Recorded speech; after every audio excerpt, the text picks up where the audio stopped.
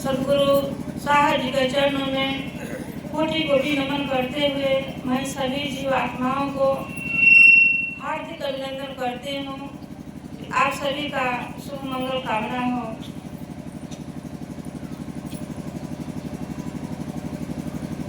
मैं आप सभी की आभारी हूँ। अतः आभार व्यक्त करते हुए मैं सदगुरु का जो दिया हुआ विरासत है, जो दिया हुआ ये संपत्ति है, उस संपत्ति को समर्पण भाव से जीव आत्माओं को सेवा में ज्ञान की रोशनी फैलाते रहूं। आज सौभाग्य की बात है, इस बिसौरी गांव में ये प्रोग्राम पहली बार रखा गया है। तो इस सत्संग का अर्थ क्या होता है? इस सत्संग समारोह में हमारे सारे जीव आत्माएं बैठे हुए हैं। तो सत्संग हमको क्या देता है, इससे हमें क्या लाभ मिलता है, सत्संग क्यों कराते हैं? बहुत इस भारत देश में बड़े बड़े संप्रदाय चल रहा है। लाखों लाखों व्यक्ति उस सत्संग में जाते हैं। किस लिए जाते हैं? सभी लोगों को मालूम होगा, सब टीवी में यूट्यूब पर देख रहे हैं, सबके प्रोग्राम, सबके प्रवचन। तो आज वही हम लोगों के ज्ञानी जी कल्याण समिति का एक सौभाग्य उदय हुआ कि इस गांव में प्रोग्राम आयोजन रखा गया है। तो सत्संग हमें क्या देता है? सत्संग वो दर्पण है, सत्संग वो दर्पण है जो हमें अपने चरित्र को दिखाता है। जैसे दर्पण में अपना प्रतिबिंब को देखा जाता है, अपने स्वरूप को देखा जाता है, उसी तरह यह सत्संग वो दर्पण है जो चरित्र को दिखाता है। तो एक दिन की बात है कि एक जगह सत्संग हो रहा था। देखिए कैसे चरित्र को अपना दिखाता है। तो सत्संग हो रहा था, वहाँ पर मैं अभी हमें त्याग नहीं हुआ था, वैराग नहीं हुआ था। उसी समय मैं गई थी सत्संग में। तो संतों ने एक ही शब्द बोले। यही कहा जाता है कि एक ऐसा शब्द होता है कि जो मनुष्य के जीवन को बदल देता है, भाग्य को, और एक शब्द होता है कि भाग्य को पतन की ओर ले जाता है। तो वही हमको शब्द सुनने को मिला कि सत्य ही परमात्मा है। बहुत ही मैं ध्यान से सुन रहे थे कि क्या संत ने क्या बोल रहे हैं, क्या कह रहे हैं। तो उन्होंने बोले कि सत्य ही परमात्मा है, अजीब ईश्वर है, कर्म ही सत्कर्म ही पूजा है और सेवा ही तपस्या है। तो मैंने हमारे हृदय में मैं उसको अटैक कर लिया कि मैं तो जिस चीज के लिए मैं प्यासा हूँ, वो परमात्मा के लिए मैं प्यासा हूँ, उसको प्यास को मिटाने के लिए कोई मार्ग नहीं बताता है। कि जो हमें जन्म दिया है परमात्मा, जो इस धरती पर भेजे हैं, वो कैसे मिलेंगे? वही पानी हमको सुनने को मिला। इसीलिए कहा जाता है कि सत्संग जो है एक दर्पण है जो आदमी के चरित्र को दिखाता है, परमात्मा को मार्ग बताता है, आत्मा और परमात्मा से मिलने के लिए मार्ग बताता है। वही हमको एक शब्द हृदय में मैं रख लिया कि वो सत्य ही परमात्मा है। तो हम सत्य राह पर क्यों नहीं चलूंगा? सत्य राह पर चलूंगा तो वही परमात्मा हमको मिलेंगे। जिसलिए मैं तड़प रहा हूँ, जिसलिए मैं व्यग्र में हूँ कि भगवान कहाँ मिलेंगे, कैसे मिलेंगे। तो वही आज इस सत्संग में मैं सत्य और अहिंसा के बारे में विषय जो है हम आज दर्शाऊंगा कि सत्य है क्या चीज। आप सभी को श्रवण द्वारा सुनने को मिला कि सत्य ही परमात्मा है, तो हम सत्य पर चलें। हमारा आत्मा भी सत्य है। मेरा आत्मा जो है, सभी जीवात्माएं इसी समारोह में बैठे हुए हैं, ये सत्य है। यानी परमात्मा की जीवात्मा परमात्मा के संतान है, ये सत्य है।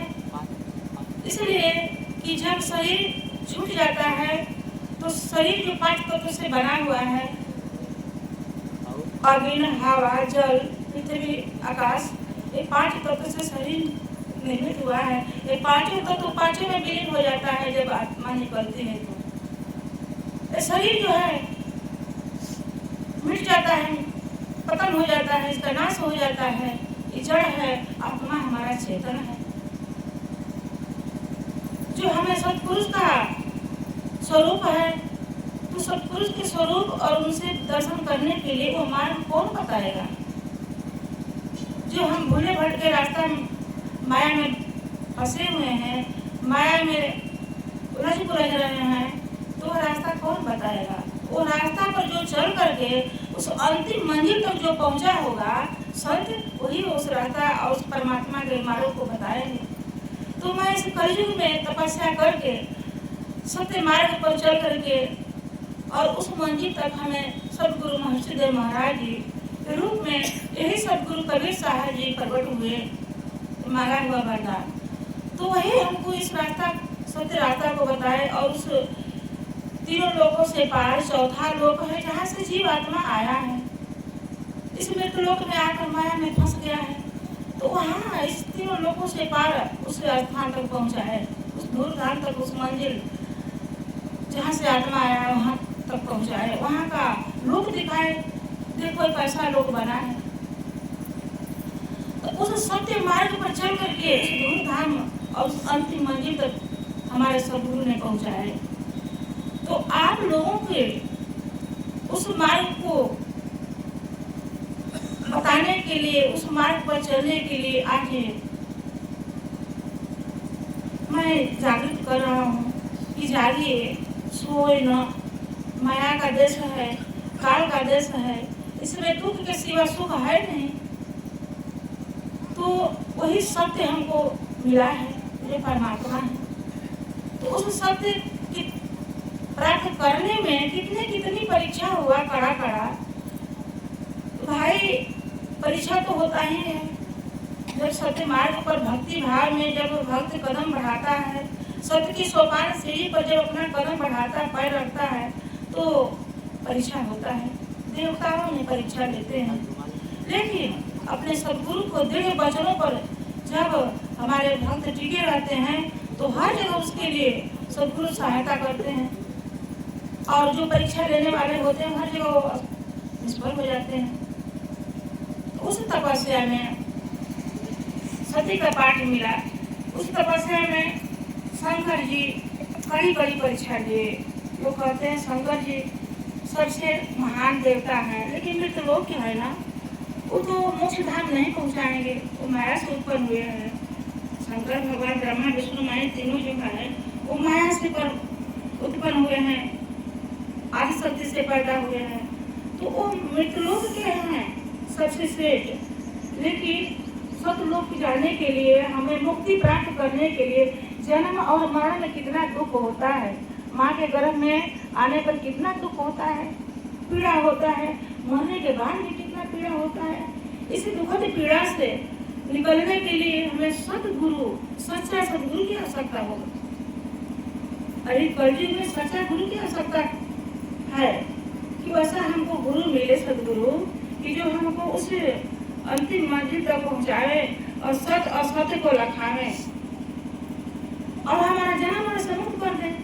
तो मैं जीते जीते मुझे सदगुरु ने जन्म मरण से मुक्त कर दिए हैं, मरना समाप्त हो गया है। अब इच्छा के अनुसार शरीर छोड़ना है, लोक परलोक जहाँ जाना है वहाँ का देश मैं स्वयं देख रहा हूँ कि इस सत्य कितना इस रोशनी देता है इस सत्य।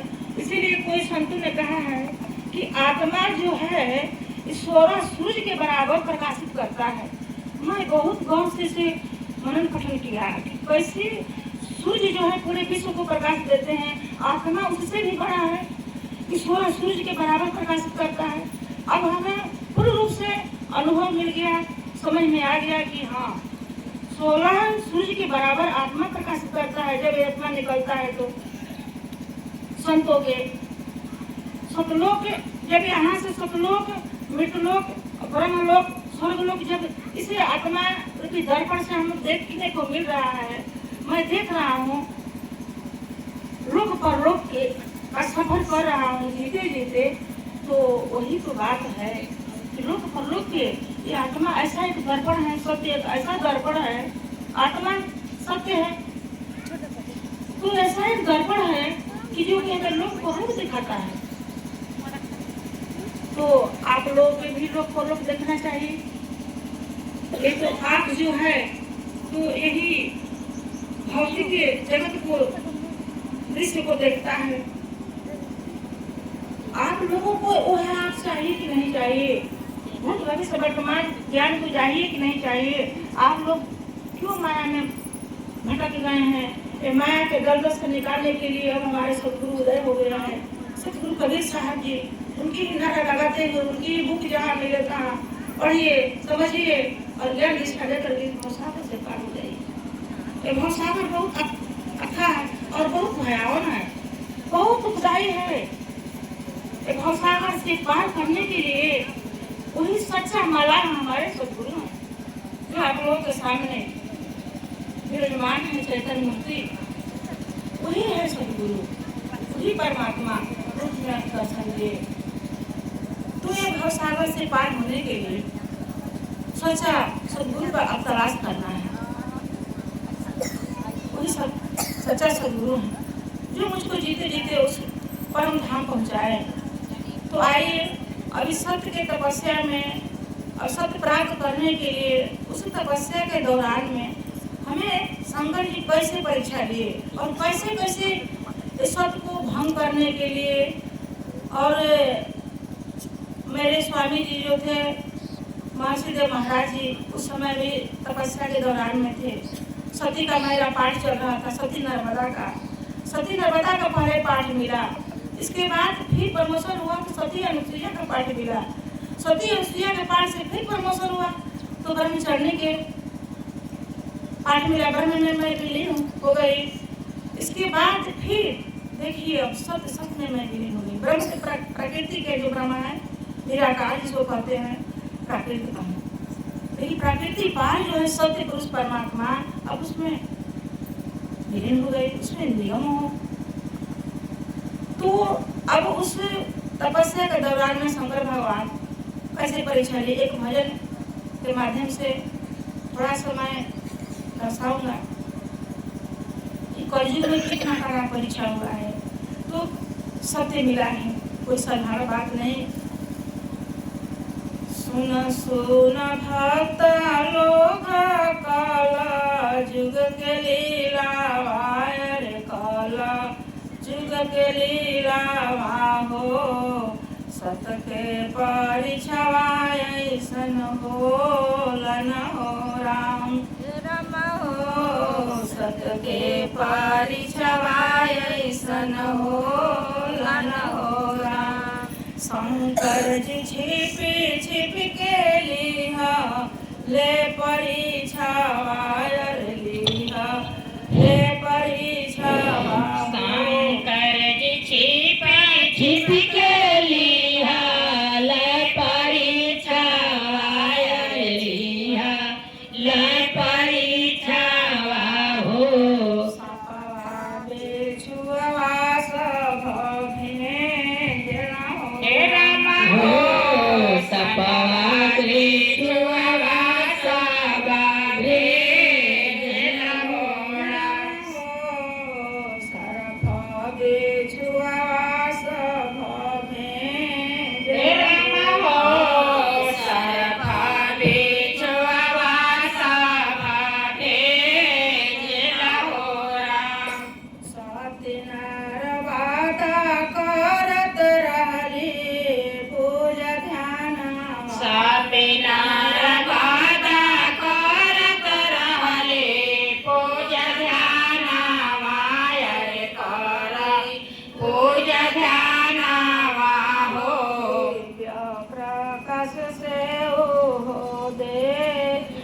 बोलो। दिव्य प्रकाश से ओझे हो राम। इस कलयुग में सत्य के परीक्षा इतना कड़ा शंकर भगवान है।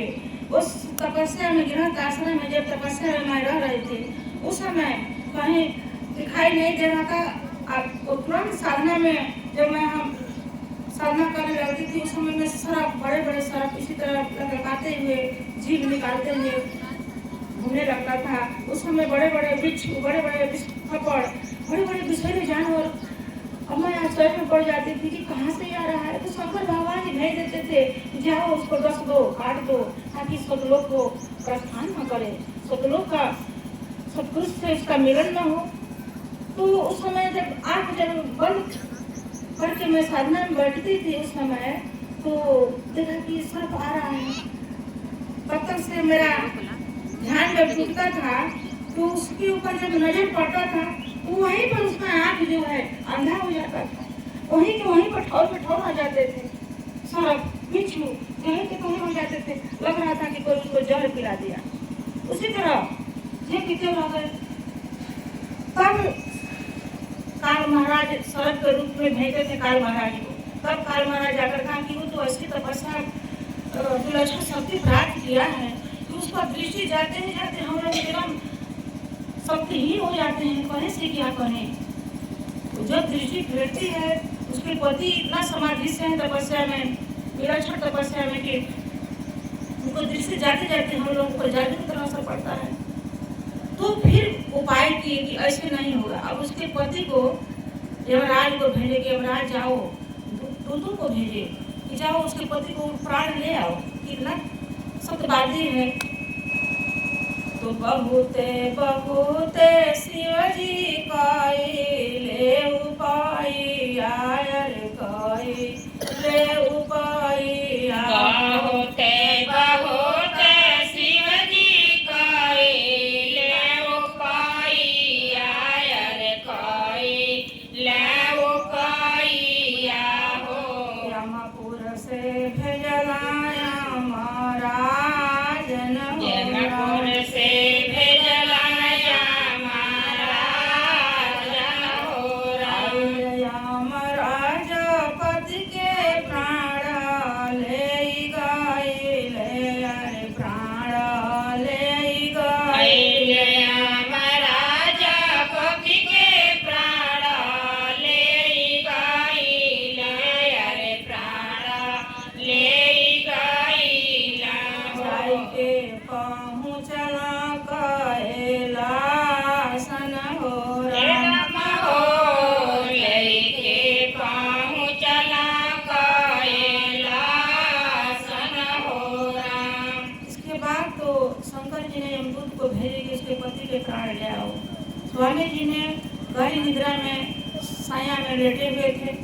तो उस समय मैं साधना कर रही थी। तो मैं दिव्य दृष्टि से देखा, देखिए आत्मा क्या है।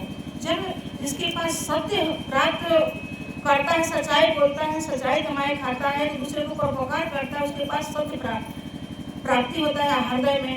तो अब दिव्य प्रकाश से हमको देखने को मिला। दिव्य प्रकाश से मैं क्या देख रही थी कि दो दूत हैं और दोनों दूत स्वामी जी को टांग करके ले जा रहे हैं, कैलाशपुरी पर्वत आकाश मार्ग की तरफ ले जा रहे थे। उस समय में झट जो है कि दिव्य शक्ति निकल करके योग माया का रूप धारण करके पीछे पीछे लग गई। मैं देखा कि मैं पीछे पीछे उनके जा रही हूँ। जाते जाते कहाँ ले जा रहे हो? मेरे प्राणपति हैं, मैं पतिव्रता का विषय है मेरा। पति सेवा नहीं करूँगा तो पतिव्रता कैसे कहलाऊंगा? तो पति के कहाँ प्राण ले जा रहे हैं? जाते जाते कैलाशपुरी पर्वत पर रख दिए। तो जब कैलाशपुरी पर्वत पर रख दिए, वहाँ पर मुख से ऐसा अग्नि धधकने लगा कि जहाँ मृतक रूप में लेटा दिए थे, वहीं पर चारों तरफ से घेराव करने लगे। मेरा पति है, मैं पति ही सनातन धर्म है, तो पति के हमारा लिया करके यहाँ पर कैलाशपुरी पर्वत पर क्यों रख दिए? पति का प्राण वापस करो। और दूत ने डर के मारे बगल हट गए, बोले कि अपना पति के प्राण ले जाओ। तब वो पति, मैं मन रहे कि जपने लगी, चारों तरफ से घूम घूम करके चारों तरफ घेराव में देने लगी, मंत्र जपने लगी। तब तक से हमारा अब ध्यान टूटा। साधना में बैठी थी, ध्यान में मैं देख रही हूँ कि स्वामी जी एकदम मृतक रूप, उसमें कोई सांस नहीं चल रहा है, मृतक रूप में पड़े हुए हैं, उसकी तरह लेटे हुए हैं बिस्तर पर। मैंने जगाने लगी, स्वामी जी स्वामी जी। तो आकाशवाणी हुआ कि सबका परीक्षा हो रहा है, रोना नहीं है, रोना नहीं है, मंत्र जपो, नाम जपो, नाम जपो, ओमपति परमेश्वराय नमः, ओमपति परमेश्वराय नमः, नाम जपो। और मैं नाम जपने लगी, हाथ से सुनाने लगी। तब तो से स्वामी जी अंगड़ा कर उठे। मैं बोले कि स्वामी जी आप कहाँ गए थे? स्वामी जी बोले कि मुझे तो पता ही नहीं। देखो एक कलि युग में जब हमारा तपस्या नर्मदा का विषय था, उस समय का ये लीला हुआ। तो इस कलि युग में शंकर भगवान कितना कितना कड़ा कड़ा परीक्षा लिए, तो उन्होंने वो आत्मा को वापस लौटाया, उसको वापस लौटाना पड़ा। इसीलिए कहा जाता है नारी में नारी सत्य है बलवान, जिनके शक्ति से हारे हैं भगवान। तो नारियों को सती पतिव्रता बनना है। इसीलिए तो प्रचार प्रसार करने के लिए हमें इतना कड़ाई है कि जगह जगह पर प्रचार प्रसार सत्संग होना चाहिए। नारी अपने सतीत्व के गिर चुकी हैं, सत्य को रखाओ और परखाओ। सती पतिव्रता का कितना तेज विलक्षण शक्ति होता है, क्योंकि जैसे कोई अपना वेद पुराण में सती सावित्री का व्याख्या करता है। सती सावित्री अपने पति को प्राण युवराज से वापस ले आई। उसी तरह कलयुग में मुझसे आगे ब्रह्मा और शंकर जी ने परीक्षा लिए और वो प्राण को वापस लौटाए। अब तपस्या चलने लगा, समाज आने लगे। उस समय सती का नर्मदा था, सती नर्मदा का विषय था, और विषय अब हमारा प्रमोशन हुआ। वही तो सत्य का परीक्षा था कि कितना इसके पास सत्य है, कितना ही सत्यवादी है, कितना सती है जो कि अपने पति को प्राण को बचा सकती है। तो वह समय में प्राण जो है स्वामी जी के वापस लौटाए। अब तपस्या चलने लगा। अब तो मुक्ति का मार्ग है हम लोगों का, मुक्ति प्राप्त करना था, इसलिए तपस्या हो रहा था।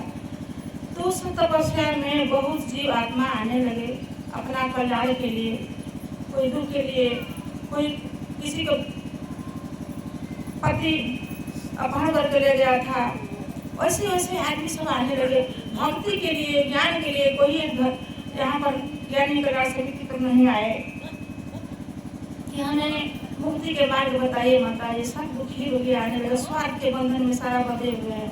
तब हमें स्वामी जी तपस्या करके 7 वर्ष कठोर तपस्या किए। जब मुझे मोक्ष की प्राप्ति हुआ, सारा लोक परलोक देखा करके, तब हमें आकाशवाणी हुआ कि मैं शरीर त्याग करूँगा, मैं मोक्ष धाम प्राप्त कर लिया हूँ मुक्ति के। अब हम इच्छा के अनुसार फिर दूसरा शरीर धारण करूँगा। लेकिन अभी हमको इसी गुप्त तपस्या है, बहुत कष्ट हो रहा है। अब मैं आऊँगा तो संसार में ज्ञान बांटूंगा। तो दूसरा जन्म फिर स्वामी जी के दूसरा रूप में स्वामी जी आ गए धरती पर। तो यही है सती का विषय, सती का महिमा, सती पतिव्रता का ये महिमा जो होता है। बहुत देवता लोग भी उसके आगे नतमस्तक हो जाते हैं। तो ये कोई वेद पुराण पर कथा कहानी नहीं है, स्वयं घटित हुआ है। तो वही स्वामी जी कहते हैं सदगुरु कि सत्य के कथाओं कथाओं सत्य है क्या जी, और अहिंसा। जो जीव आत्मा इस धरती पर आ करके और इस अमूल्य जीवन, एक हीरे ऐसा जीवन को कौड़ी के बदले जा रहा है। तो ये हीरे ऐसा जीवन जो है, इसको कैसे हम महत्वपूर्ण बनाएं और कैसे हम जीवन जन्म और मरण के चक्कर से हम मुक्त हों, इसके लिए सेवा, साधना और सत्संग ही जरूरी होता है। मैं कहा ना कि सत्संग में एक ही शब्द हमको सुनने को मिला कि सत्य ही परमात्मा है। तो सत्य पर हम क्यों नहीं चलूँगा, सत्य वचन क्यों नहीं बोलूँगा। सत्य से बड़ा कोई तपस्या भी नहीं है, और पाप से बड़ा कोई, झूठ से बड़ा कोई पाप नहीं है। तो झूठ नहीं बोलना चाहिए, कुछ भी हो जाए। इसी पर एक साधु के मैं थोड़ा सा कथा समझाऊंगा शॉर्टकट में।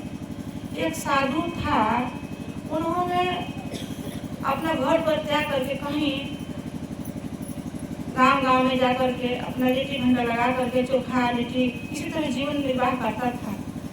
तो एक गांव में एक राजा था, वहाँ पर गया, सब लोग अपना आटा और सब कुछ दिए कि बाबा अपना बेटी चोखा लगा करके खाइए, अपना भूखे मत रहिए।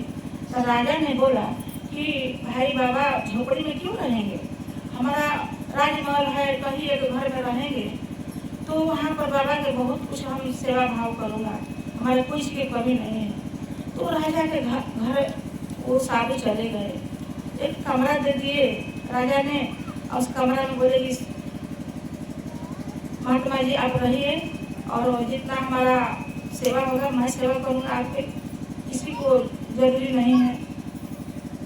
तो ऐसा राजा थे, तो हिंसक राजा थे, यानी प्रजा को हरण करके दुख पीड़ा दे करके तो धन कमा कर इकट्ठा किए थे।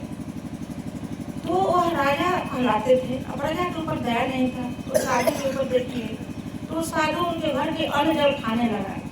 खाते खाते कुछ दिन बीत गया, तो जैसा राजा के स्वभाव चरित्र था, लोभ लालच उसके अंदर था, वैसे ही साधु के अंदर आ गया लोभ और लालच। इसीलिए कहा जाता है कि जैसा अन्न वैसा मन, जैसा पियो पानी वैसा बोलो बानी।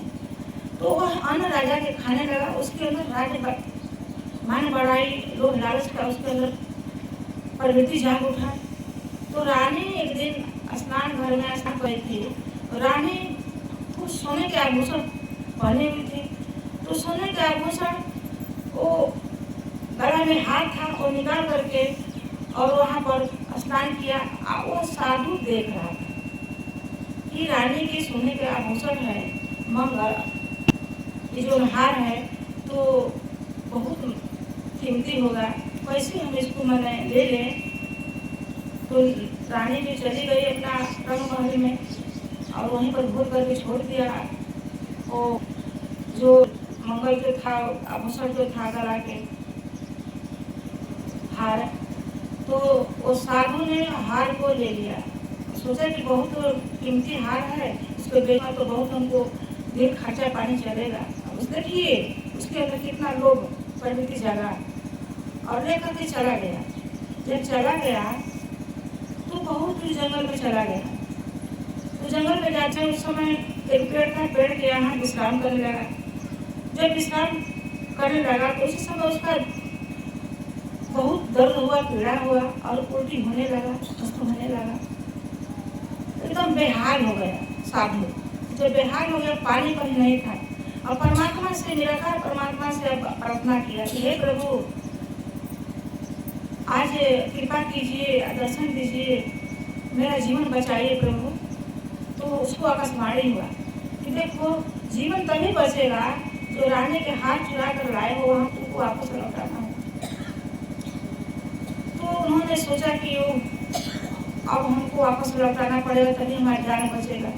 तो बाड़ी जो हुआ तो उन्होंने सोचा कि ठीक है, मैं जा करके अपना राजा के घर जाऊंगा और उनसे प्रार्थना करूंगा कि हे राजन, चाहे मेरा सर काट दीजिए, चाहे छोड़ दीजिए, मुझे तो गलती हुआ है। आपके हार जो मैं ले गया था वो मेरे अंदर वैसा ही जैसे आपके अंदर प्रवृत्ति था, राजा के लोभ लालच, आपके अन्न मैं खाया, जल पिया, तो इसीलिए वैसा ही हमारा मन हो गया, मेरे अंदर लालच लोभ जा गया, लालच लोभ का प्रवृत्ति जा गया।